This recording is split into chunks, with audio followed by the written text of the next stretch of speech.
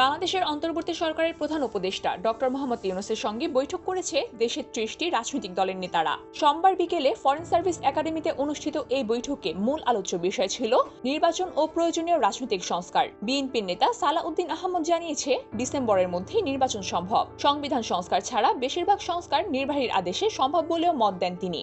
অন্যদিকে communist party চায় তার আগেই নির্বাচনের তারিখ ঘোষণা করা হোক। আর জামায়াত ইসলামের মতে সংবিধান সংস্কার শেষে জুলাইয়ের মধ্যে জাতীয় সনদ ঘোষণার পর নির্বাচন হতে পারে। এদিকে খেলাফতে মজলিস, ইসলামী আন্দোলন এবং জমিয়তে উলামায়ে ইসলাম দ্রুত রোডম্যাপ চাইলেও সময়ক্ষেপণ চায় না। গণসংহতি আন্দোলন ও এবি পার্টি স্পষ্ট নির্বাচনের সময়সূচির দাবি করে বলেছে, জনগণ সংশয়ে আছে। গণ অধিকার পরিষদ জানায়, ৩টি দল বাদে সবাই ডিসেম্বরের মধ্যে নির্বাচন চায়। তারা জুলাই সনদকে গণভোটের ভিত্তি হিসাবে জাতীয় সনদ হিসাবে স্বীকৃতি দেওয়ার প্রস্তাব দেয়। এই সময় সব মিলিয়ে দলগুলোর মধ্যে বিভিন্ন কারণে মতানৈক্য থাকলেও এক বিষয়ে সবাই প্রায় একমত, সংস্কার ও নির্বাচনের মাধ্যমে দ্রুত সমাধান প্রয়োজন।